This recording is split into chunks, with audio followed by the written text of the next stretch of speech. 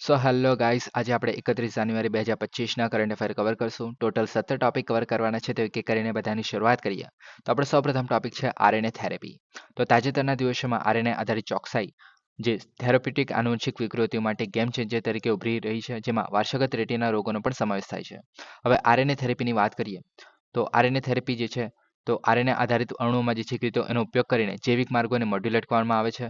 હવે આની અંદર જે છે સલામતી એટલે કે ડીએનએ અને જે જીનોમ એડિટિંગ છે એના કરતાં પણ વધારે સારી રીતે એક રીતે આપણે શું કહે કે રિઝલ્ટ આપે છે. ઓકે, હવે એના એપ્લિકેશન્સ જોઈએ ત્યાર પહેલાં જે છે ડીએનએ અને આરએનએની વાત કરીએ તો ડીએનએ અને આરએનએ બધાને ખબર જ હશે કે ભાઈ ડીએનએ જે છે એ ડબલ હેલિક્સ સ્ટ્રક્ચર તરીકે જોવા મળે છે. ઓકે, જેમાં આપણે એડિનિન, ગ્યુઆનિન, સાઇટોસિન અને થાઇમિન. ઓકે, તો એ જે છે હંમેશા ટી સાથે હશે એટલે કે એડિનિન થાઇમિન જોડે હશે અને ગ્યુઆનિન જે છે હંમેશા સાઇટોસિન સાથે હશે. ઓકે, હવે આમાં જે છે શું ચેન્જ થાય છે, જે આરએનએની વાત કરે છે તો એક વસ્તુ ચેન્જ થાય છે યુરાસિલ. ઓકે, તો કઈ જગ્યાએ ચેન્જ થાય છે એ તમારે મને કહેવાનું છે. ઓકે, હવે જીનોમ એડિટિંગની વાત કરીએ છીએ તો આપણને બધાને ખબર છે કે ભાઈ ડીએનએ જે સ્ટ્રક્ચર આવી રીતના બનતું હોય છે કે એ જે છે હંમેશા જે છે ટી સાથે હશે, પછી જી જે છે હંમેશા સી સાથે હશે, સી જે છે હંમેશા જી સાથે હશે. ઓકે, તો આવી રીતના જે યુરાસિલ જે છે એવી રીતના આરએનએ જોડે મતલબ આરએનએની જોડમાં આવી જાય છે. ઓકે, તો આ બધા જે છે એને નાઇટ્રોજીનિયસ બેઝ કહેવામાં આવે છે, બેઝિક પેર આપણે કહીએ છીએ. ઓકે, તો આવી રીતના જે છે આપણો માનવ શરીરમાં જે છે એક રીતે ઇન્ફોર્મેશન સ્ટોર થતી હોય છે. ઓકે, હવે જીનોમ એડિટિંગ જે છે આપણે ડીએનએમાં જે ચેન્જીસ કરે છે તેને જ કહેવામાં આવે છે કે જે આપણે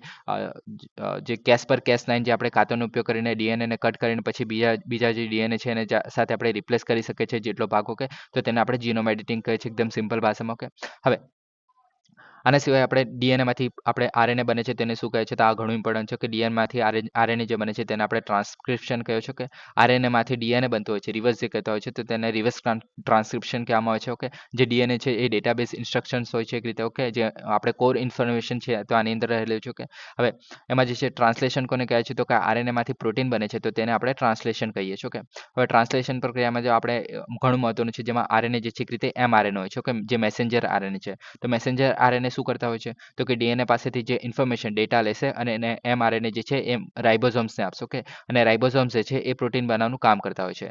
હવે આમાં જે છે માઇક્રો આરએનએ આપણે એક વખત વાત પણ કરેલી. માઇક્રો આરએનએ શું હોય છે તો કે જે રાઇબોઝોમ્સ છે તો એ જે છે પ્રોટીન બનાવતા હોય છે તો તેને એક રીતે રેગ્યુલેટ કરવાનું કામ કરે છે.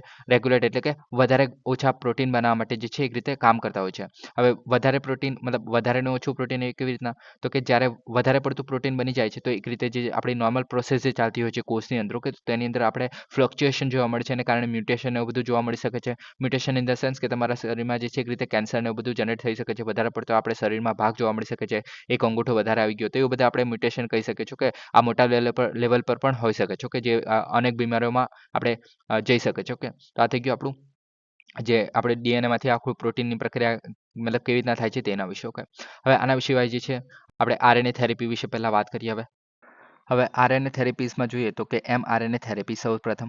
તો કે એમઆરએનએ થેરેપીમાં શું થાય છે તો કે મેચ્યોર એમઆરએનએ છે તેમાં જે છે આપણે ટ્રાન્સલેશન જે પ્રક્રિયા થાય છે તો આપણે આગળ જોયું કે ટ્રાન્સલેશન પ્રક્રિયામાં શું હતું તો કે જે આપણે ડીએનએમાંથી આરએનએ બને છે. ઓકે, અને આરએનએમાંથી જે ડીએનએમાંથી જે એમઆરએનએ જે છે ડેટા લે છે કે એક રીતે આપણે ઇન્ફોર્મેશન એમઆરએનએ લેશે અને એમઆરએનએ જે છે મેસેન્જર આરએનએ જે છે રાઇબોઝોમ્સને આપણે મેસેજ આપશે એક રીતે, અને ત્યાર પછી જે છે એના પ્રમાણે મેસેજના ડેટા પ્રમાણે જે છે પ્રોટીન બનતું હોય છે રાઇબોઝોમ્સ દ્વારા. ઓકે, તો આને આપણે ટ્રાન્સલેશન પ્રક્રિયા કહે છે કે જે આપણે રાઇબોઝોમ્સ જે આરએનએમાંથી આપણે જે પ્રોટીન બનતું હોય છે તેને આપણે ટ્રાન્સલેશન પ્રક્રિયા કહે છે. ઓકે, હવે જે એમઆરએનએ થેરેપીમાં શું કરવામાં આવે છે કે જે આપણે એમઆરએનએ જે મેસેજ આપી રહ્યો છે રાઇબોઝોમ્સને. ઓકે, તો તેમાં આપણે ચેન્જીસ કરી દેવામાં આવે છે. એક રીતે તમે ચા બનાવતા હોય, માની લો કે ભાઈ ચા બનાવી રહ્યા છો. ઓકે, તો તમને બધાને ખબર છે કે ભાઈ તમારી પાસે જે છે ખાંડ છે, ચા છે, એવું બધું નાખવાનું હોય છે એની અંદર. ઓકે, દૂધ છે એની અંદર.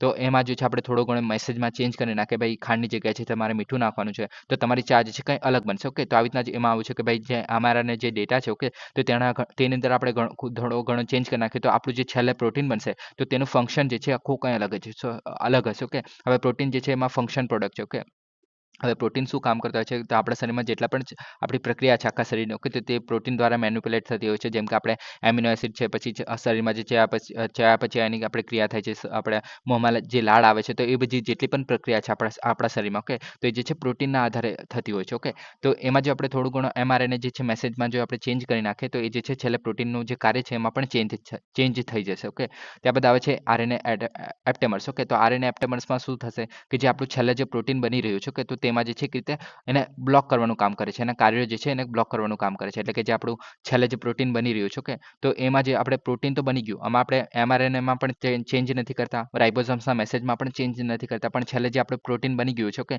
હવે જેમ માની લો કે ભાઈ એવું કોઈ પ્રોટીન બની ગયું છે કે તમારા શરીરમાં કેન્સર જનરેટ કરી શકે છે. તો એને જ આપણે અટકાવી દઈએ, એ પ્રોટીનને જ આપણે અટકાવી દઈએ એનું કામ કરતા, ઓકે? તો આપણે જે કેન્સર જેવી મતલબ આપણે સ્થિતિ જ નહીં આવે આગળ ફ્યુચરમાં, ઓકે? તો એ વસ્તુ આપણે આના દ્વારા કરી શકીએ છીએ, જેને આપણે આરએનએ એપ્ટેમર્સ કહે છે, ઓકે? ત્યાં બધા એન્ટીસેન્સ આરએનએ, તો એન્ટીસેન્સ આરએનએમાં શું કરવામાં આવે છે?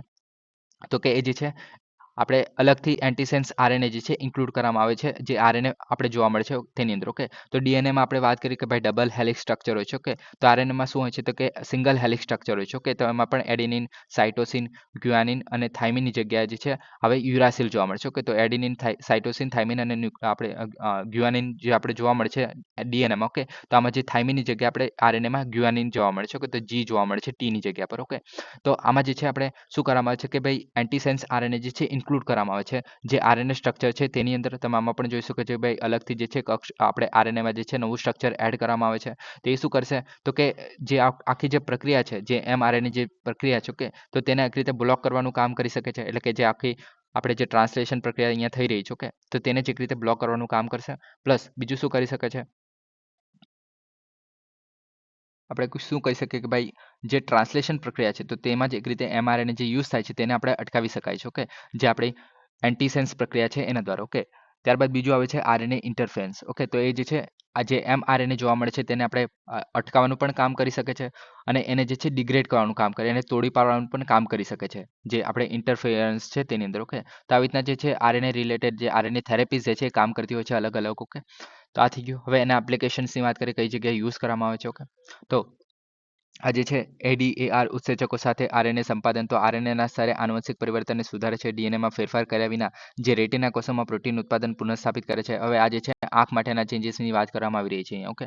આગળ વાત કરીએ તો બીજું શું છે? તો કે સપ્રેશર ટી-આરએનએ, ઓકે?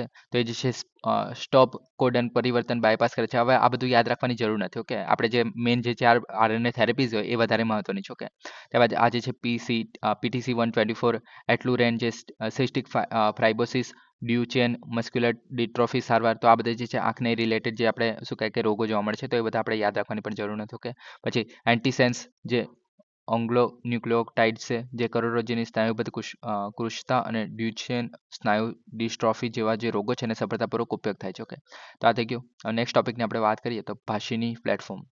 તો ઉત્તર પૂર્વ ભારત માટે સૌપ્રથમ ત્રિપુરાએ ભાષાની પહેલ હેઠળ અદ્યતન ટેક્સ્ટ ટુ સ્પીચ ટેકનોલોજી અપનાવી છે અને વધુ ડિજિટલ સમાવેશ માટે કૃત્રિમ બુદ્ધિમત્તા એટલે કે એઆઈનો ઉપયોગની પહેલ કરી છે અને સરકારી અધિકારીઓએ તાજેતરમાં આવું જણાવેલું, ઓકે? ભાષાની પ્લેટફોર્મની જો આપણે વાત કરીએ તો ભારતમાં ભાષાના અવરોધોને તોડવા માટે એઆઈ નેતૃત્વવાળી ભાષા અનુવાદ પ્લેટફોર્મ છે. હવે જુલાઈ 2022માં નેશનલ લેંગ્વેજ ટ્રાન્સલેશન મિશન હેઠળ જે છે આની શરૂઆત કરવામાં આવેલી. 22 અનુસૂચિત ભારતીય ભાષાઓ આની અંદર સપોર્ટ થાય છે. ઇન્ટરનેટ સુલભતા, ડિજિટલ સેવાઓને વધારે છે, વિવિધ ભાષાઓમાં સામગ્રી નિર્માણ કરે છે. એમએસએમઈ સ્ટાર્ટઅપ ઇનોવેટર્સ દ્વારા જે છે જાહેર ઉપયોગ કરી શકાય છે. એઆઈ અને નેચરલ લેંગ્વેજ પ્રોસેસ સંસાધનો પૂરા પાડે છે આમના દ્વારા, ઓકે? તો આ બધું જોવા મળે છે જે ભાષાની પ્લેટફોર્મ છે એની સાથે, ઓકે? ત્યારબાદ ઇલેક્ટ્રોનિક્સ એન્ડ ઇન્ફોર્મેશન ટેકનોલોજી મંત્રાલય છે જે છે ડિજિટલ ઇન્ડિયા ભાષાની વિભાગ દ્વારા જે છે સંચાલિત કરવામાં આવે છે, આનું અમલીકરણ કરવામાં આવે છે. એન્ડ્રોઇડ અને iOS એપ્લિકેશન છે એના દ્વારા ઉપલબ્ધ થાય છે. ક્રાઉડ સોર્સિંગ પહેલમાં જે વ્યક્તિગત યોગદાનની મંજૂરી આપે છે, ઓકે? તો આ બધું થઈ ગયું આપણે ભાષાની પ્લેટફોર્મ છે એના, ઓકે? નેક્સ્ટ ટોપિકની વાત કરીએ તો કે એક્સિયોમ 4 મિશન. તો ભારતીય વાયુસેના જે ઇન્ડિયન એરફોર્સ છે, ઓકે? તો એના અધિકારી અને જે ઇસરો અવકાશ યાત્રી જે શુભાંશુ શુક્લા છે તેમને તાજેતરમાં એક્સિયોમ મિશન 4 છે તેના માટે પાયલોટ તરીકે નિયુક્ત કરવામાં આવ્યા છે. હવે એક્સિયોમ મિશનની જો આપણે વાત કરીએ તો આઈએસએસ એટલે કે ઇન્ટરનેશનલ સ્પેસ સ્ટેશન છે એના માટે ચોથું ખાનગી અવકાશ યાત્રી મિશન છે, ઓકે? નાસાના સહયોગથી એક્સિયોમ સ્પેસ જે છે એના દ્વારા કરવામાં આવી રહ્યું છે, ઓકે? તો આ જે છે એક રીતે સંસ્થા છે તેના દ્વારા કરવામાં આવી રહી છે, ઓકે? હવે આ જે છે કેનેડી સ્પેસ સેન્ટરથી ફ્લોરિડાથી જે છે સ્પેસએક્સ ડ્રેગન જે અવકાશયાન છે એના પર સવાર થઈને મોકલવામાં આવશે. તો આ વસ્તુ તમે જોઈ શકો છો ભાઈ સ્પેસએક્સના માટે રોકેટ જે ડ્રેગન છે, ઓકે? તો તેનો ઉપયોગ કરવામાં આવશે. ઇન્ટરનેશનલ સ્પેસ સ્ટેશન છે એના પર 14 દિવસ સુધી જે છે આ રહેશે. પ્રવૃત્તિઓની વાત કરીએ તો વૈજ્ઞાનિક પ્રયોગો કરવામાં આવશે, તકનીકી પ્રદર્શનો, શૈક્ષણિક સાર્વજનિક પહોંચ તો આ બધું કરવામાં આવશે જે આપણે આ મિશન છે તેની હેઠળ. બીજું શું છે તો કે સામગ્રી વિજ્ઞાન, જીવ વિજ્ઞાન, પૃથ્વી અવલોકન વગેરે પણ કરવામાં આવશે. ISS એટલે કે ઇન્ટરનેશનલ સ્પેસ સ્ટેશન માટે પ્રથમ ભારતીય અવકાશયાત્રી તરીકે છે. ઓકે, અને નાસા અને ભારતીય અવકાશ એજન્સીઓનો સંયુક્ત પ્રયાસ છે આમાંની અંદર. ઓકે, પોલેન્ડ અને હંગેરીથી પણ જે ઇન્ટરનેશનલ સ્પેસ સ્ટેશન પર જનારા પ્રથમ અવકાશયાત્રીઓ જોવા મળશે આની અંદર. ઓકે, તો આ થઈ ગયું. નેક્સ્ટ ટોપિકની વાત કરીએ. સ્કોટ મિશન. તો પ્રધાનમંત્રીએ તાજેતરમાં મિશન સ્કોટની સફળતા પર ભારતીય અવકાશ સ્ટાર્ટઅપ દિગંતરા છે તો તેની પ્રશંસા કરી હતી. હવે સ્કોટ મિશનની જો આપણે વાત કરીએ તો એ જે છે space camera for the object tracking એ દિગંતરા, તો એ જે છે એક ભારતીય અવકાશ સ્ટાર્ટઅપ છે તો એના અવકાશ દેખરેખ માટેનું ઉદ્ઘાટન મિશન છે. ઓકે, હવે આ જે છે વિશ્વના પ્રથમ વ્યાપારી અવકાશ પરિસ્થિતિ જાગૃતિ એટલે કે સ્પેસ સિચ્યુએશનલ અવેરનેસ છે તેના માટેનું છે. ઓકે, સ્પેસએક્સના ટ્રાન્સપોર્ટર 12 મિશન પર લોન્ચ કરવામાં આવશે અને આ જે છે રેસિડેન્ટ સ્પેસ ઓબ્જેક્ટ છે એટલે કે આ જે છે રેસિડેન્ટ સ્પેસ ઓબ્જેક્ટ એટલે કે સ્પેસમાં જે ઓબ્જેક્ટ રહેલો છે તેને ટ્રેક કરવા માટે મદદ કરી શકે છે. હવે આ જે છે RSO એટલે કે જે સ્પેસ ઓબ્જેક્ટ છે તેનું નિરીક્ષણ, રિવિઝિટ કરે છે અને વધુ સારી ટ્રેકિંગ ચોકસાઈ પ્રદાન કરે છે. ઓકે, હવે વર્તમાન સિસ્ટમો દ્વારા બાકી રહેલી જે ખાલી જગ્યા છે તેને ભરવાનું કામ કરે છે. હવે આપણે કોઈ પણ રોકેટ છે સ્પેસમાં આપણે જ્યારે લોન્ચ કરતા હોય છે તો તેને ટ્રેક ના કરે તો આપણે કઈ જગ્યાએથી કઈ જગ્યાએ જવાનું છે એ ખબર કઈ ના પડે. ઓકે, તો તે વસ્તુ માટે જે છે આ મિશન જે છે મહત્વનું છે. હવે વિશેષતાની જો આપણે વાત કરીએ તો લો અર્થ ઓર્બિટ. ઓકે, તો આપણે બધાને ખબર છે કે ભાઈ 160 થી આપણે ઓલમોસ્ટ 2000 કિલોમીટરની જ્યારે વાત કરીએ છીએ તો લોઅર અર્થ ઓર્બિટ આવે છે. ઓકે, તો એ બાજુ છે સન સિંક્રોનસ ઓર્બિટ છે તો તેની અંદર આપણે ટ્રેકિંગ કરી શકીએ છીએ. 5 સેન્ટીમીટર જેટલી નાની વસ્તુને પણ ટ્રેક કરી શકે છે. સુરક્ષિત જગ્યાની કામગીરી સુનિશ્ચિત કરે છે. આધારની વાત કરીએ તો આદિત્ય બિરલા વેન્ચર્સ એના દ્વારા સીડબી દ્વારા જે છે આને સમર્થન આપવામાં આવી રહ્યું છે. રાષ્ટ્રીય સુરક્ષા અને અવકાશ કામગીરીને ટેકો આપવા માટેનો ઉદ્દેશ્ય છે આનો. ઓકે, તો આ થઈ ગયું. હવે નેક્સ્ટ ટોપિકની આપણે વાત કરીએ તો કે ગ્રાફિક્સ પ્રોસેસિંગ યુનિટ. તો ઇલેક્ટ્રોનિક્સ અને ઇન્ફોર્મેશન ટેકનોલોજી જે છે મંત્રાલય છે તેમણે તાજેતરમાં જાહેરાત કરી હતી કે ઇન્ડિયા AI મિશન દ્વારા જે નવા જોગવાઈ કરાયેલા જે ગ્રાફિક્સ પ્રોસેસિંગ યુનિટ છે એનો ઉપયોગ કરીને 6 જેટલી કંપનીઓ જે છે ઇન્ડિયન ફાઉન્ડેશનલ આર્ટિફિશિયલ ઇન્ટેલિજન્સ વિકસાવવા માટે કામ કરશે.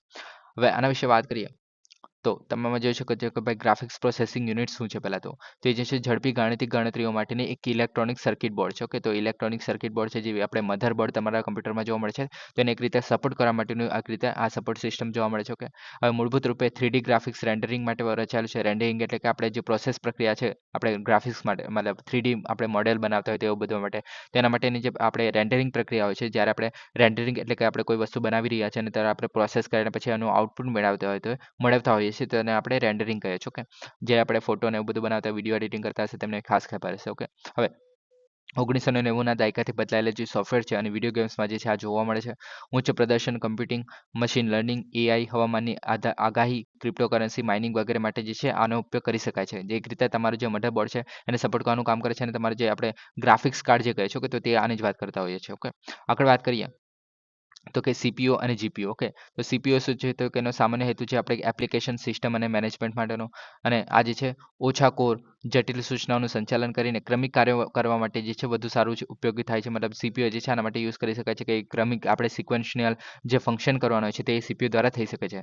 અને જ્યારે આપણે ગ્રાફિક્સ પ્રોસેસિંગ યુનિટની વાત કરીએ છીએ એ જે છે ચોક્કસ કાર્ય જેમ કે 3D ગ્રાફિક્સ કાર્ડ છે મતલબ 3D રેન્ડરિંગ કરવાનું હોય, વિડીયો ડીકોડિંગ કરવાનું હોય, વિડીયો એડિટિંગ કરવાનું હોય અથવા તો આપણે ડીકોડિંગ કરવાનું હોય અથવા તો આપણે જે વિડીયો ગેમ્સ થઈ ગયા તો એ બધા માટે જે છે મહત્વનું બને છે. ઓકે, વધુ કોર હોય છે આની અંદર ઇમેજ રેન્ડરિંગ થઈ ગયું, વિડીયો એન્કોડિંગ થઈ ગયું, ડીકોડિંગ થઈ ગયું તો એના માટે સમાંતર કાર્યો માટે વધુ સારું જોવા મળે છે જે GPU છે તે. ઓકે, તો આ થઈ ગયું. અને નેક્સ્ટ ટોપિકની વાત કરીએ ટ્રાજન ગન. તો ભારત અને ફ્રાન્સ દ્વારા સંયુક્ત રીતે વિકસાવવામાં આવેલી ટ્રાજન 155mm told artillery gun system જે આર્મેનિયા તરફથી જે છે નિકાસ ઓર્ડર મળી રહ્યો છે. ઓકે, હવે આપણે ગઈકાલે જ આના વિશે વાત કરી લીધી છે એમ તો. હવે ટ્રાન્ઝન કન્યુશનની વચ્ચે આપણે વાત કરીએ તો 150mm ટોલ્ડ આર્ટિલરી ગન છે. ઓકે, જે ભારત અને ફ્રાન્સ દ્વારા એટલે કે LNT એટલે કે લાર્સન એન્ડ ટુબ્રો અને KNDS ફ્રાન્સ છે તો એના દ્વારા સંયુક્ત રીતે વિકસાવવામાં આવેલી છે. ઓકે, વિશેષતાની વાત કરીએ તો 52 કેલિબર આની અંદર જોવા મળે છે, ભારતમાં ઉત્પાદિત છે અને આજે છે 40 કિલોમીટરથી વધુ. આમાં આપણે ગઈકાલે જોયેલું કે ભાઈ 48 કિલોમીટર જે છે મેક્સિમમ આપણે ફાયર કરી શકાય છે. ઓકે, સહાયક power unit, control panel, rolling gear assembly તો આ બધું આની અંદર જોવા મળે છે. ત્યારબાદ આ જે છે પરિવહન અને ઉપયોગમાં સરળ છે. ઓકે, ઝડપી ફાયરિંગ દર જોવા મળે છે. આનો આધુનિક લક્ઝરી નેટવર્ક માટે એક રીતે ઘણું મહત્વનું છે. ઓકે, ભેજવાળા નીચાણવાળા પ્રદેશોથી લઈને ઊંચાણવાળા ઠંડા પ્રદેશોમાં જે છે રણ સુધી જે છે આમાં આપણે હુમલો કરી શકાય છે તો એનો ઉપયોગ કરી શકાય છે. ઓકે, તો તેના માટે મહત્વનું છે. તો આ થઈ ગયું. નેક્સ્ટ ટોપિકની વાત કરીએ તો કે ઘરગથ્થુ વપરાશ ખર્ચ સર્વે. ઓકે, તો તાજેતરમાં આંકડા અને કાર્યક્રમ અમલીકરણ મંત્રાલય એટલે કે મોસ્પી છે એમને ઘરગથ્થુ વપરાશ ખર્ચ સર્વેક્ષણ પર સતત 2 સર્વેક્ષણોમાંથી બીજા સારાંશના તારણો પ્રકાશિત કર્યા છે. હવે ઘરગથ્થુ વપરાશ ખર્ચ સર્વેની જો આપણે વાત કરીએ તો એ જે છે ઘરગથ્થુ વપરાશ અને સામાન અને સેવાઓ પર જે થતો ખર્ચ છે તો એના ડેટા એકત્રિત કરવાનું કામ કરે છે. એટલે કે તમારા ઘરમાં કેટલો ખર્ચ થઈ રહ્યો છે તેના ડેટા એકત્રિત કરશે. આનો ઉપયોગ શું છે તો કે આર્થિક સુખાકારીના વલણોનું મૂલ્યાંકન કરે છે, કન્ઝ્યુમર પ્રાઇસ ઇન્ડેક્સની ટોપલીઓ છે અને વજનને અપડેટ કરે છે, જે આપણે સીપીઆઈ કહીએ છીએ. કે ત્યારબાદ ગરીબી, અસમાનતા અને સામાજિક બાકાયદાને માપે છે. એટલે કે કયા લોકો જે છે ઘરગથ્થુ વપરાશમાં સામાનો જે છે લાવી શકે છે, નથી લાવી શકતા, એ રીતે. કે માથાદીઠ માસિક આવક વપરાશ ખર્ચ જે છે એ મુખ્ય સૂચકાંક આની અંદર જોવા મળે છે, મુખ્ય સૂચક જોવા મળે છે. કે મુખ્ય હાઇલાઇટ્સની વાત કરીએ તો મુખ્ય રાજ્યોમાં શહેરી અને ગ્રામીણ વપરાશના તફાવતમાં એક રીતે ઘટાડો થયો છે 2023-24માં. ગ્રામીણ અને શહેરી વિસ્તારમાં તમામ પ્રકારના જે ઘરો છે એમાં સરેરાશ એમપીસીઈ છે, એટલે કે માથાદીઠ જે આવક છે એક રીતે એમાં વધારો થયો છે. ત્યારબાદ કેરળમાં સૌથી ઓછો શહેરી ગ્રામીણ આપણે તફાવત જોવા મળી રહ્યું છે એમપીસીઈમાં. ઓકે, અને ત્યારબાદ જે છે પંજાબ, આંધ્રપ્રદેશ અને બિહારમાં જે છે નંબર આવે છે. લગભગ તમામ મોટા રાજ્યો છે 2023-24થી વિરુદ્ધ આપણે 2022-23માં ગ્રામીણ અને શહેરી વિસ્તારમાં જે છે વપરાશની અસમાનતામાં એક રીતે ઘટાડો થયો છે. એક રીતે મતલબ જે આપણે વપરાશની જે અસમાનતા છે એમાં ઘટાડો થયો છે. એક રીતે બધા એફોર્ડ કરી શકે છે એવું કહેવામાં આવી રહ્યું છે. કે હવે આની અંદર જે ગીની ગુણાંક જોવા મળે છે, જે માથાદીઠ આવકની વાત કરીએ છીએ તેની અંદર. કે તો એમાં જે છે એમાં પણ ઘટાડો જોવા મળે છે. ગ્રામીણમાં જે છે એક રીતે 0.66 હતો એ જે છે 0.237 થઈ ગયો છે, અને શહેરમાં જે છે 0.314 હશે, જે 0.284 જેટલો થઈ ગયો છે. ઓકે, તો આ થઈ ગયું. નેક્સ્ટ ટોપિકની વાત કરીએ, નિયંત્રિત ગાંજાની ખેતી. તો તાજેતરમાં હિમાચલ પ્રદેશ કેબિનેટે ઔષધીય અને ઔદ્યોગિક હેતુ માટે કેનાબિસ જે નિયંત્રિત ખેતી પર 2 યુનિવર્સિટીઓ દ્વારા પ્રાયોગિક અભ્યાસને મંજૂરી આપી છે. હવે કેનાબિસની જો આપણે વાત કરીએ તો એ જે છે ગાંજો એટલે કે કેનાબિસ જે છે તો એના ન્યૂનતમ માદક ગુણધર્મો સાથે કેનાબિસની જાતોના નિયમનની ખેતી કરવાની વાત કરે છે. ઓકે, હવે આ જે છે આની અંદર ટેટ્રાહાઇડ્રો કેનાબિનોલ જે જોવા મળે છે, જે દુરુપયોગ અટકાવવા માટે એની અંદર જે છે આજે ટીએચસી જે છે એનું પ્રમાણ 0.3% ઓછું હોવું જોઈએ. ઓકે, તો ત્યારબાદ જે છે એનો ઉપયોગ કરવો જોઈએ. કે ફાર્માસ્યુટિકલ્સ અને ઔદ્યોગિક ક્ષેત્રમાં બિનમાદક પદાર્થોનો ઉપયોગ કરવો જોઈએ. ઉપયોગોની વાત કરીએ તો દાંડી પાંદડા અને બીજ જે છે એના કાગળ, ખોરાક, સૌંદર્ય પ્રસાધનો, બાયોફ્યુલમાં વગેરેમાં રૂપાંતરિત કરી શકાય છે. ક્રોનિક પીડાની સારવારમાં પણ આનો અસરકારક ઉપયોગ કરવામાં આવતો હોય છે મોસ્ટલી. ઓકે, હવે ભારતમાં કાયદાની વાત કરીએ તો આ જે છે સાયકો એક્ટિવ ગુણધર્મોને કારણે જે છે ગાંજાની ખેતી મોટા ભાગે જે છે પ્રતિબંધિત કરવામાં આવતી હોય છે ઇન્ડિયામાં. ઓકે, હવે જે આપણે જોવા મળે છે નાર્કોટિક્સ, ડ્રગ્સ, સાયકોટ્રોપિક સબસ્ટન્સ જે આપણે કહે છે. ઓકે, એના એક્ટ જે છે 1985 તેમાં જે છે કેનાબિસ રેઝિન ફૂલનો જે ઉત્પાદન છે અને વેચાણ પર જે છે પ્રતિબંધિત કરવામાં આવ્યું છે. ઓકે, કલમ 10 જે છે એની હેઠળ તે જે છે ઔષધિ અને વૈજ્ઞાનિક હેતુ માટે રાજ્ય દ્વારા નિયમન કરવામાં આવે છે, અને કલમ 14 જે છે સંશોધન અને માન્ય હેતુઓ માટે કેન્દ્ર સરકાર દ્વારા સત્તા આપવામાં આવે છે. કે તો આટલું વસ્તુ જોવા મળે છે કેનાબિસ યંત્ર. ઓકે, તો આ થઈ ગયું. નેક્સ્ટ ટોપિકની વાત કરીએ, enforcement case information report ECIR. તો એન્ફોર્સમેન્ટ ડિરેક્ટોરેટે તાજેતરમાં કેરળ હાઈકોર્ટને જાણ કરી હતી કે નાણાકીય અનિયમિતતાના સંબંધમાં મની લોન્ડરિંગની તપાસ કરવા માટે કેરળ સહકારી બેંકો અને સોસાયટીઓ સામે 18 ECIR એટલે કે એન્ફોર્સમેન્ટ કેસ ઇન્ફોર્મેશન રિપોર્ટ જે છે નોંધવામાં આવી છે. ઓકે, હવે એન્ફોર્સમેન્ટ કેસ ઇન્ફોર્મેશન રિપોર્ટની જો આપણે વાત કરીએ તો એ જે છે એન્ફોર્સમેન્ટ ડાયરેક્ટોરેટ આપણે જોવા મળે છે, તેના ફરિયાદને ઔપચારિક એન્ટ્રી તરીકે જોવામાં આવે છે. કે ઈડીની કાર્યવાહી માટે પ્રારંભિક બિંદુ તરીકે આને જોવામાં આવે છે, જેમાં સંપત્તિ જોડાણ અને ધરપકડનો પણ સમાવેશ કરવામાં આવે છે.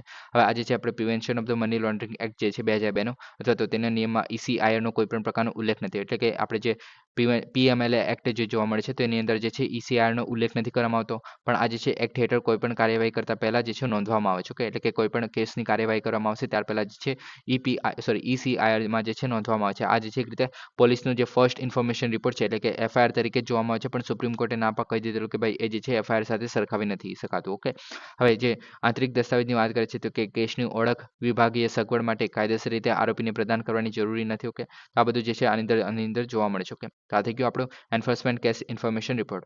નેક્સ્ટ ટોપિકની વાત કરીએ, ઈ શ્રમ માઇક્રોસાઇટ અને ઓક્યુપેશનલ શોર્ટેજ ઇન્ડેક્સ. તો તાજેતરમાં કેન્દ્ર શ્રમ અને રોજગાર મંત્રીએ 2 મહત્વપૂર્ણ પહેલ જે છે શરૂ કરી છે. રાજ્ય અને કેન્દ્રશાસિત પ્રદેશની માઇક્રોસાઇટ ઈ શ્રમ પહેલ અને બીજી છે વ્યવસાયિક અછત સૂચકાંક એટલે કે ઓક્યુપેશનલ શોર્ટેજ ઇન્ડેક્સ. ઓકે, હવે આના વિશે વાત કરીએ તો આ જે છે ઈ શ્રમ માઇક્રોસાઇટ તો એ જે છે અસંગઠિત કામદારો કે જે કંપનીમાં નથી જોબ કરતા અને જે લારીઓ ચલાવે છે અથવા તો દુકાનો ચલાવે છે તેવા અસંગઠિત જે કામદારો છે. ઓકે, તો જે આપણે રંગ કામ ને એવું બધું કામ કરતા હોય છે. ઓકે, તો એ જે છે એ લોકોને કેન્દ્રીય કલ્યાણ કાર્યક્રમોને એકીકૃત રીતે એક્સેસ કરી શકે તેમના માટે ખાતરી કરે છે. ઓકે, હવે આ જે છે રાષ્ટ્રીય ઈ શ્રમ ડેટાબેઝ સાથે સંકલિત છે, જે રાજ્યને વિશેષ ડિજિટલ પ્લેટફોર્મ પ્રોવાઈડ કરે છે. એટલે કે ઈ શ્રમ જે પ્લેટફોર્મ જોવા મળે છે. ઓકે, તો તેની સાથે જોડવા માટેનું એક નવું પ્લેટફોર્મ છે જે રાજ્ય માટે અલગ અલગ હોઈ શકે છે. ઓકે, હવે આ જે છે અસંગઠિત કામદારોની નોંધણીને સરળ બનાવે છે. કલ્યાણ કાર્યક્રમો, રોજગારીની તકો, કૌશલ્ય કાર્યક્રમોની એક્સેસ જે છે પ્રદાન કરે છે આ લોકોને. ઓકે, જે આપણે અસંગઠિત જે કામદારો છે તે લોકોને. ઓકે, હવે આ જે છે રાજ્ય અને કેન્દ્ર શાસિત પ્રદેશ માટે વિકાસનો જે ખર્ચ છે એમાં ઘટાડો કરે છે. બહેતર નીતિગત નિર્ણય લેવા માટે રિયલ ટાઈમ જે વિશ્લેષણ ડેશબોર્ડ તરીકે કામ કરે છે. કામદારો માટે બહુભાષી સુલભતા જોવા મળે છે, જે આપણે ઈ ભાષાની જે વાત કરીએ આગળ. ઓકે, તો એના જ મતલબ એનો જ ઉપયોગ કરીને આમાં જે છે ભાષાની સુલભતા કરવામાં આવી છે. ઓકે, કલ્યાણ યોજનાઓ અને રોજગારીની તકો પર રિયલ ટાઈમ આપણે અપડેટ્સ આપે છે અને પારદર્શિતા અને કાર્યક્ષમ માટે પણ કામ કરે છે. ઓકે, તો આ થઈ ગયું.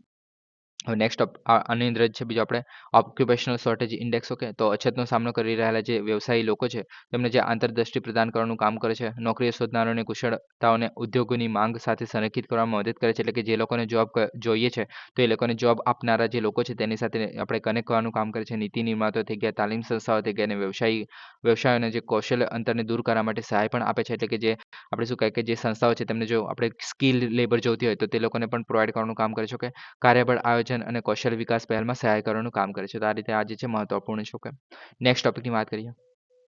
પોઈન્ટ નેમો. તો ભારતીય નૌકાદળની 2 યુવાન મહિલા અધિકારીઓએ શઢવાળી જહાજ INSV તારીણી છે એમાં તાજેતરમાં જ નાવિકા સાગર પરિક્રમા 2 હેઠળ વિશ્વની પરિક્રમા કરવાના તેમના પ્રયાસના ભાગરૂપે દક્ષિણ પેસિફિકમાં પોઈન્ટ નેમોને પસાર કર્યો હતો. ઓકે, હવે પોઈન્ટ નેમો ક્યાં આવેલું છે તો તમે જોઈ શકો છો કે ભાઈ આપણે સાઉથ આપણે પેસિફિક ઓશન છે તો તેમાં જોવા મળે છે. ઓકે, તો આજે આપણું અમેરિકા થઈ ગયું, સાઉથ અમેરિકા. ઓકે, ત્યાર બાદ અહીંયા ઓસ્ટ્રેલિયા થઈ ગયું, અહીંયા અંટાર્કટિકા થઈ ગયું. ઓકે, તો આ વસ્તુ જોવા મળે છે. ઓકે, હવે તમે જોઈ શકો છો કે અગમ્યતાના દરિયાના ધ્રુવ તરીકે જ પણ ઓળખાય છે અને પૃથ્વી પરના કોઈ પણ લેન્ડ માસથી સૌથી દૂરનું બિંદુ છે. ઓકે, એટલે કે કોઈ પણ એવું બિંદુ જે સમુદ્રમાં આવેલું છે પણ એ જે છે જમીનથી સૌથી દૂર જોવા મળે છે. ઓકે, તો આ વસ્તુ છે. હવે આ જે છે દક્ષિણ પેસિફિક મહાસાગરમાં જોવા મળે છે, નજીકના લેન્ડમાસથી લગભગ 2688 કિલોમીટર દૂર છે. ઓકે, તો આમાં તમે જોઈ શકો છો ડિસ્ટન્સ પણ આપેલા છે. ઓકે, તો આમાં જે છે જુલ્સ વર્નનની જે આપણે નવલકથા જોવા મળે છે 20,000 leagues under the sea. Okay, તો એના પરથી જે એમાં કેપ્ટન નેમો જે જોવા મળતા હતા તો તેના નામ પરથી જે છે આ પોઈન્ટનું નામ જે છે પોઈન્ટ નેમો એવું નામ આપવામાં આવ્યું છે. ઓકે, હવે આ જે છે સૌથી નજીકની માનવ હાજરી જે છે સામાન્ય રીતે ઇન્ટરનેશનલ સ્પેસ સ્ટેશન છે. ઓકે, એટલે કે સ્પેસમાં રહેલી વસ્તુ છે તે જે છે આ પોઈન્ટની સૌથી નજીક એવું મતલબ માનવામાં આવે છે. ઓકે, તો આ થઈ ગયું. હવે પોઈન્ટ નેમોની આગળ વાત કરીએ તો ઉત્તરમાં જે છે ડ્યુસી આઇલેન્ડ તમે જોઈ શકો છો. અહીંયા ડ્યુસી આઇલેન્ડ આવેલો છે. ઓકે, પછી મોન્ટુનુઈ જે છે તો મોન્ટુનુઈ જે છે ઈસ્ટર આઇલેન્ડ પર જોવા મળે છે અહીંયા. ઓકે, ત્યારબાદ માહેર આઇસલેન્ડ જે એન્ટાર્કટિકા પર આવેલું છે તો આ જે છે માહેર આઇલેન્ડ છે અહીંયા. ઓકે, પછી એકલતાના કારણે ખૂબ જ ઓછું અને દક્ષિણ પેસિફિક ગાળનો ભાગ છે. ઓકે, હવે દક્ષિણ પેસિફિક ગાળ એટલે શું? ઓકે, તો તમને બધાને ખબર છે કે આપણા પૃથ્વી પર જે છે આપણે ઓશન્સ કહે છે. ઓશન કરંટ જે કહીએ છીએ તેમાં તમે જોઈ શકો છો કે આપણે બેંગ્યુલા કરંટ થઈ ગયું, પછી અહીંયા બ્રાઝિલિયન કરંટ જોવા મળે છે. ઓકે, તો અહીંયા જે છે આપણે સાઉથ આપણે એટલાન્ટિક ઓશનમાં જે ગાર બનશે. ઓકે, પછી અહીંયા તમે જોઈ શકો છો ભાઈ પેરુ કરંટ જોવા મળે છે, પછી સાઉથ ઇક્વેટોરિયલ કરંટ જોવા મળે છે, પછી આ એન્ટાર્કટિક સર્કલ જોવા મળે છે અને આ બાજુ પણ જે કરંટ જોવા મળે છે આપણે ઈસ્ટ ઓસ્ટ્રેલિયન કરંટ. ઓકે, તો એ બધા જે છે આપણે ગાર બનાવે છે જેને આપણે સાઉથ પેસિફિક ગાર કહેવામાં આવે છે. ઓકે, તો આવી રીતના આપણે 4 ગાર જોવા મળે છે, અલગ અલગ જે કરંટ જોવા મળે છે એના આધારે. ઓકે, મતલબ અલગ અલગ જે મતલબ આપણે અલગ અલગ સીમા અલગ અલગ ગાર જોવા મળે છે, જેમ કે નોર્થ પેસિફિક ગાર થઈ ગયું, સાઉથ પેસિફિક ગાર થઈ ગયું, ઇન્ડિયન ઓશનમાં ગાર થઈ ગયું, સાઉથ એટલાન્ટિક ગાર થઈ ગયું, નોર્થ એટલાન્ટિક ગાર થઈ ગયું. ઓકે, તો આ બધા જે છે આના આપણે પ્રકાર જોવા મળે છે. અહીંયા આપણે નોર્થ એટલાન્ટિકની જ્યારે વાત કરીએ છીએ તો અહીંયા જે છે સૌથી વધારે માછલીઓ જોવા મળતી હોય છે. ગાળની નજીક નહીં પણ જ્યારે આપણે બે જે અલગ અલગ જે આપણે શું કહે કે પ્રવાહ જ્યારે ભેગા થતા હોય છે તે જે છે ત્યાં માછલીઓ અને બધું જે વિવિધતા જે છે ઘણી બધી જોવા મળતી હોય છે. ઓકે, તો આ બધાને ખબર જ છે.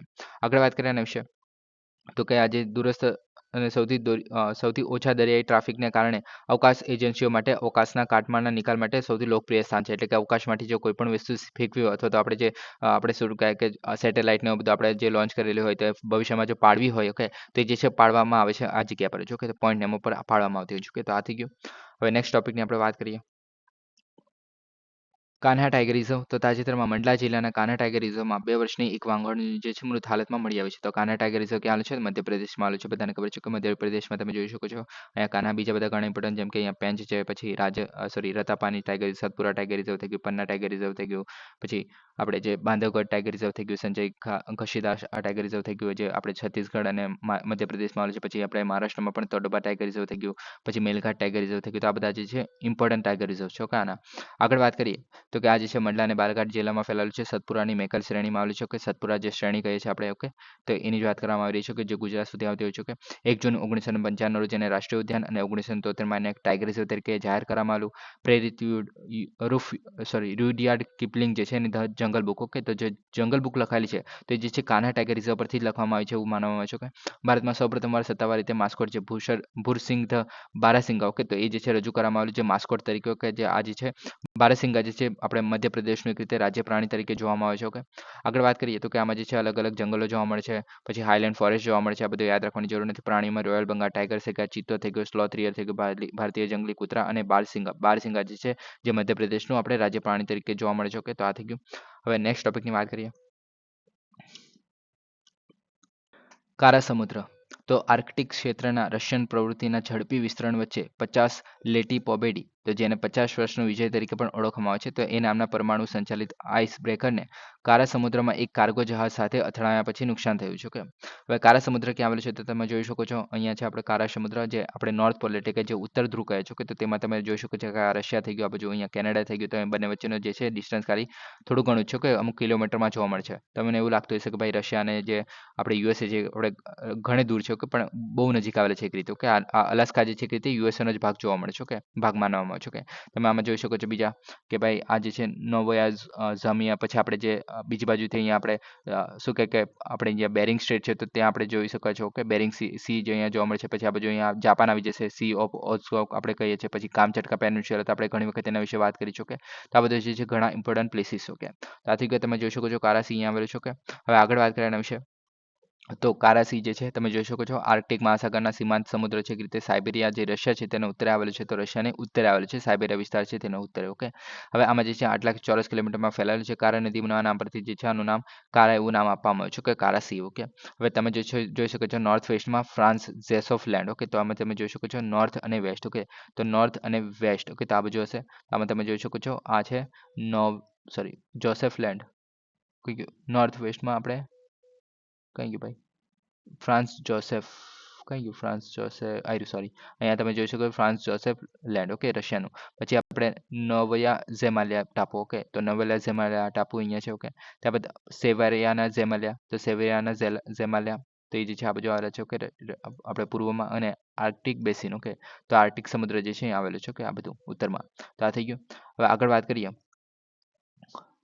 તો કે કારા સ્ટ્રેટ અને નેવાય ઝેલ્મિયા જે છે એ બેરેન્ટ સીથી એક રીતે અલગ કરવાનું કામ કરે છે. તો અહીંયા તમે જોઈ શકો છો આ છે બેરેન્ટ સી. તો આમાં જે છે કારા સ્ટ્રેટ અને આપણે જે નેવાલા ઝેમાલિયા જે જોવા મળે છે તો એ વસ્તુ અલગ કરે છે બેરેન્ટ સીને. ઓકે, ત્યારબાદ આપણે સેવરનાયા ઝેમાલિયા જે છે લેપ્ટેવ સમુદ્રથી અલગ છે. તો લેપ્ટેવ સી અહીંયા આવેલું છે. તો આપણે જે સેવરનાયા ઝેમાલિયા છે તો એ જે છે અલગ કરે છે લેપ્ટેવ સીથી. ઓકે, ત્યારબાદ વિશ્વના સૌથી ઠંડા સમુદ્રમાંનું એક છે કારા સી જે છે. તો કે હવે કારા ઓ પ્યાસિન યેસિન નદીઓ જે છે આની અંદર વહેતી જોવા મળે છે. ઓકે, બેરિડ અને ટાપુઓ અલગ અલગ આવેલા છે. 90 પ્લસ ટાપુઓ આની અંદર જોવા મળે છે. ઓકે, તો આ થઈ ગયું. નેક્સ્ટ ટોપિકની વાત કરીએ તો ડાર્ફુર પ્રદેશ. તો સુદાનના ડાર્ફુર પ્રદેશમાં અલ ફાસરમાં છેલ્લી કાર્યરત હોસ્પિટલમાં એક પર ડ્રોનનો હુમલા કરવામાં આવેલો, જેમાં 67 લોકો માર્યા ગયેલા અને ડઝનેક ઘાયલ થયા હતા. ઓકે, તો ડાર્ફુર પ્રદેશની જો આપણે વાત કરીએ તો તમે જોઈ શકો છો કે આપણે શું કહે કે હોર્ન ઓફ આફ્રિકા જે કહે છે તે તેના પાછળનો ભાગ એ રીતે કહી શકાય છે. ઓકે, સુદાન, લિબિયા, ઇજિપ્ત અને ચાડ. તો આ બધી મતલબ 3 country લિબિયા, Sudan, Chad, central African Republican, તો એની આજુબાજુ જે એક રીતે વિસ્તાર આવેલો છે. કે તો આ જે ખાલી મતલબ આ જે છે આપણે નકશા પર તો સ્પેસિફિક નથી. ઓકે, પણ એક રીતે જે છે અલગ અલગ કન્ટ્રીનો એક રીતે ભેગો થઈને એક રીતે ભાગ જોવા મળે છે, જેને ડાર્ફુર પ્રદેશ કહેવામાં આવે છે. ઓકે, હવે આના સિવાયના બીજા બધા ભાગો જેમ કે આપણે પશ્ચિમમાં સુદાન જોવા મળે છે. ઓકે, કોર્ડોફાન જે છે પૂર્વમાં જોવા મળે છે, કોર્ડોફાન આ બાજુ જોવા મળે છે. ઓકે, ત્યારબાદ વડાઈ જે છે પશ્ચિમમાં જોવા મળે છે, તો વડાઈ આ બાજુ જોવા મળે છે. પછી અલ ગઝલ નદી જે છે નીચે દક્ષિણમાં જોવા મળે છે, અને ઉત્તરમાં લિબિયન રણ એટલે કે લિબિયાના જે અહીંયા છે લિબિયન રણ જોવા મળે છે. તો આવી રીતના અલગ અલગ વિસ્તાર આવેલા છે આની અંદર. ઓકે, ત્યારબાદ 4,40,000 ચોરસ કિલોમીટરમાં ફેલાયેલું છે. ઓકે, ત્યારબાદ મધ્ય ભાગમાં જ્વાળામુખીના ઉચ્ચ પ્રદેશો જોવા મળે છે. તમે ખાલી એટલું યાદ રાખી શકો છો આની અંદર કે ભાઈ ડાર્ફુર પ્રદેશ ક્યાં આવેલો છે, કે કયા કન્ટ્રી દ્વારા જે છે આ ઘેરાયેલો છે. ઓકે, પછી આપણે ઘણી વખત હોર્ન ઓફ આફ્રિકાની વાત કરી લીધી છે, જેમાં આપણે સોમાલિયા આવે છે, ઇથોપિયા આવે છે, જિબુતી આવે છે અને ઇરેટેરિયા આવે છે. ઓકે, તો આ 4 દેશો જે છે આપણે હોર્ન ઓફ આફ્રિકા બનાવતા હોય છે. ઓકે, ઇતિહાસ જોઈએ તો 1916માં જે સુદાન દ્વારા જે છે જોડાણ સુધી સ્વતંત્ર સલ્તનત આની અંદર જોવા મળતી હતી. ઓકે, હવે ડાર્ફુરનો અર્થ થાય છે ફળની ભૂમિ. ઓકે, તો આ થઈ ગયું. આગળ વાત કરીએ આના વિશે તો કે આ જે છે જનજાતિ અને વંશીય જૂથો જોવા મળે છે. આટલી જાતિઓ જોવા મળે છે. વંશીય જૂથો અને વિચરતી અને બેઠાડૂ જાતિ પણ જોવા મળે છે. આની અંદર કે ઉત્તરમાં મુખ્યત્વે આરબો જોવા મળે છે. દક્ષિણમાં આરબ અને ફર જોવા મળે છે અને અન્ય જૂથોમાં બેજા, ઝાદવા અને ન્યુબિનિયા અને દાજુ જોવા મળે છે. તો આ બધા યાદ રાખવાની તો જરૂર નથી. પણ દારફુર પ્રદેશ ક્યાં આવેલું છે એવું પૂછાય તો આ જગ્યાએ આવેલું છે કે સુદાન, ઇજિપ્ત, લિબિયા અને ચાડ અને સેન્ટ્રલ આફ્રિકન રિપબ્લિક હોય કે તો આટલા દેશો દ્વારા એક રીતે ઘેરાયેલો છે. કે ઇજિપ્ત તો નહીં આવે પણ આપણે જે છે લિબિયા, સુદાન, ચાદ અને સેન્ટ્રલ આફ્રિકન રિપબ્લિક ઓકે તો એના દ્વારા ઘેરાયેલું છે. ઓકે આ થઈ ગયું. આગળ વાત કરીએ તો કે ગ્વાન્ટાનામો ખાડી. તો તાજેતરમાં યુએસએના પ્રમુખ એટલે કે ડોનાલ્ડ ટ્રમ્પ છે. ઓકે તો તેના ગ્વાન્ટાનામો જે ખાડીમાં યુએસએ નેવલ બેઝ પર મોટા પાયે સ્થળાંતર અટકાયત કેન્દ્રની તૈયારીનું નિર્દેશન કરતા એક્ઝિક્યુટિવ ઓર્ડર પર હસ્તાક્ષર કર્યા છે. ઓકે હવે ગ્વાન્ટાનામો ખાડીની જો આપણે વાત કરીએ તો કેરેબિયન સમુદ્રમાં આવેલું છે. હવે દક્ષિણ પૂર્વ ક્યુબામાં. ઓકે તો તમે જોઈ શકો છો અહીંયા ગ્વાન્ટાનામો બે જે છે ક્યુબામાં એક રીતે આવેલું છે કે જે આપણે કેરેબિયન સી જોવા મળે છે તેની અંદર જ. ઓકે હવે આ જે છે સાંકડા પ્રવેશદ્વાર સાથે મોટી સાહિત્ય આશ્રમવાળી ખાડી મોટા જહાજો માટે સમાવેશ માટે સક્ષમ બનાવે છે. કે કેમેનેરા અને બોકરન જે બંદરો છે એના દ્વારા સેવા આપવામાં આવે છે. હવે આ જે છે સુબા અને હેતી વચ્ચેના જે વિન્ડવર્ડ પેસેજ છે એની નજીક એટલાન્ટિક મહાસાગર અને કેરેબિયન સમુદ્ર અને પનામા સાથે જોડવાનું કામ કરે છે. પનામા જે છે આટલે કસે આવેલું છે કે આપણે મેપમાં જોઈએ તો તમે જોઈ શકો છો અહીંયા જે પનામા કેનાલ જે છે અહીંયા કસે આવેલું છે અને ગ્વાન્ટાનામો જે છે અહીંયા આવેલું છે. કે આપણે જે અહીંયા જે છે આપણે યુએસએ અને મેક્સિકો આવેલું છે. કે આ મેક્સિકો તમે જોઈ શકો છો આની અંદર. કે આપણે જે ઉત્તર અમેરિકા છે તેની જ વાત કરવામાં આવી રહી છે. કે યુએસ અહીંયા જોવા મળે છે. કે તો આ થઈ ગયું. આગળ વાત કરીએ એના કેરેબિયન સી છે આખો. ઓકે આ બાજુ પેસિફિક સી છે. ઓકે કે આપણે પનામા કેનાલ જે જોડવાનું કામ કરે છે. ઓકે એક બંનેને. આગળ વાત કરીએ બીજું શું છે આની અંદર તો કે પોસ્ટ 19/9/11 ઓકે જે 2011માં આતંકવાદી હુમલો થયેલો કે તેના જે શંકાસ્પદ જે લોકો છે તેને રોકવા માટે ગિટમો તરીકે ઓળખવામાં આવે છે. ઓકે તેના માટે ઉપયોગ થાય છે. કે મુખ્યત્વે હેતી અને ક્યુબાથી બોટ દ્વારા યુએસએમાં પ્રવેશવાનો પ્રયાસ થતો હોય છે. તો તેને રોકવા માટે અટકાયત કરવા માટે જે છે આ જગ્યાનો ઉપયોગ થાય છે. હાલમાં જે છે 30,000 અટકાયતીને રાખવાની ક્ષમતામાં અભાવ જોવા મળી રહ્યો છે આ જગ્યા પર. ઓકે આ થઈ ગયું. નેક્સ્ટ ટોપિકની વાત કરીએ તો રક્તપિત્ત એટલે કે હેલ્સેન રોગ. કે તો લોકોને રક્તપિત્ત વિશે જાગૃતિ કરવા અને સમાજમાં ફેલાયેલી જે ગેરસમજ છે એને દૂર કરવા માટે દર 30 જાન્યુઆરીએ જે છે વિશ્વ રક્તપિત્ત દિવસ જે છે મનાવવામાં આવે છે. ઓકે હવે રક્તપિત્ત હેન્સન જે રોગ છે એની વાત કરીએ તો કે માઇક્રોબેક્ટેરિયમ લેપ્રાઇસી બેક્ટેરિયા છે તો એને કારણે જોવા મળતો ક્રોનિક ચેપી રોગ છે. ક્રોનિક એટલે કે લાંબા સમય સુધી ચાલતો જે રોગ છે તેને આપણે જનરલી ક્રોનિક રોગ કહેતા હોય છે. કે આ જે છે ત્વચા અને પેરિફેરલ ચેતા છે તેને નુકસાન કરતો હોય છે. કે હવે એને અસર કરતો હોય છે. સારવાર ન કરવામાં આવે તો જે છે કાયમી અપંગતા, કલંક અને ભેદવાનું કારણ પણ બની શકે છે. તમે જોઈ શકો છો આપણે દાદીના જે હાથ જે છે ઓલમોસ્ટ ઓકે તો એમાં લેપ્રેસી જોવા મળે છે. ઓકે ઉપેક્ષિત ઉષ્ણકટિબંધીય રોગ છે. કે એક રીતે ઇગ્નોરન્સ તરીકે જોવા મળે છે. કે 120થી વધુ દેશોમાં જોવા મળે છે. વાર્ષિક 2 લાખ લોકો જે છે નવા કેસો સાથે આવે છે અને તમામ ઉંમરના લોકોને થઈ શકે છે. ઓકે આગળ વાત કરીએ લેપ્રેસી વિશે તો કે લાંબા સમય સુધી જોવા મળે છે. નજીકના સંપર્ક પછી સારવાર ન કરાય તો કેસો જે છે આની અંદર નાક અને મોંથી ટીપા દ્વારા ફેલાતા હોય છે. એક રીતે કે કેઝ્યુઅલ સંપર્ક દ્વારા જે ફેલાતા નથી. કે હાથ મિલાવવું અને આલિંગન કરવું તો તેના દ્વારા પણ નથી ફેલાતો. ઓકે પછી સારવાર શરૂ કર્યા પછી બિન પ્રસારણક્ષમ બને છે. ઓકે 3 થી 5 વર્ષની અંદર જે છે આપણે સમયગાળાની અંદર જોવા મળે છે લક્ષણો ધીમે ધીમે આવતા હોય છે. ચામડીના ઘા, ગઠ્ઠો અથવા તો બમ્સ ઘણા અઠવાડિયા સુધી ચાલે છે અને મહિના સુધી ચાલતા હોય છે. અને ત્યાર પછી જે છે લક્ષણો ધીમે ધીમે આવતા હોય છે. સંવેદના ગુમાવી તેના કારણે કટ, દાઝી જેવી ઈજાઓ આની અંદર જોવા મળે છે. ઓકે ત્યારબાદ તો આની અંદર જે છે અલગ અલગ જે દવાઓ જે છે જેમ કે ડેમ્સપોન, રિફામિમ્સિન, ફ્લોકેઝિમિન તો આ બધી જે મલ્ટી ડ્રગ થેરેપી જે છે એવું બધું જોવા મળે છે. ઓકે તો આ થઈ ગયું.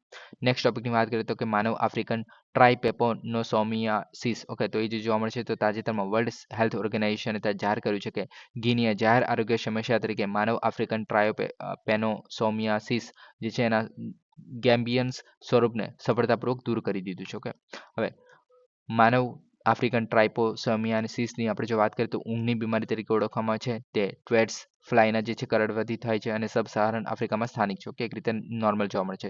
શરૂઆતમાં તાવ, માથાનો દુખાવો અને સાંધામાં દુખાવો થાય છે. મૂંઝવણ, વિક્ષેપિત ઊંઘ અને વર્તણૂકમાં ફેરફાર થાય છે.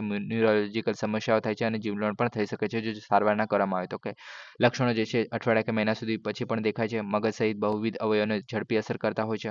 આગળ વાત કરીએ તો કે પશ્ચિમ અને મધ્ય આફ્રિકન 24 દેશોમાં જોવા મળે છે. કે 92% કેસો માટે જવાબદાર છે. મહિના કે વર્ષો તો વર્ષો સુધી ટકી રહ્યા છે. કે પૂર્વ દક્ષિણ આફ્રિકામાં 13 દેશોમાં જોવા મળે છે જે 8% માટે જવાબદાર છે અને તીવ્ર રોગોનું કારણ બને છે. કે પછી અલગ અલગ દેશો જે છે એમને એક રીતે નાબૂદ કરી દીધું છે. જેમાં ટોગોએ 2020માં, બેનિન 2021માં, આઇવરી કોસ્ટ 2021માં, યુગાન્ડા 2022માં, ઇક્વેટરી ગિની 2022માં, ગાના 2023માં અને ચાડે 2024માં. કે તો આ થઈ ગયું. સો ગાઈઝ આજ માટે આટલું છે. Please subscribe, like and share. Thank you for listening. જય હિન્દ, વંદે માતરમ.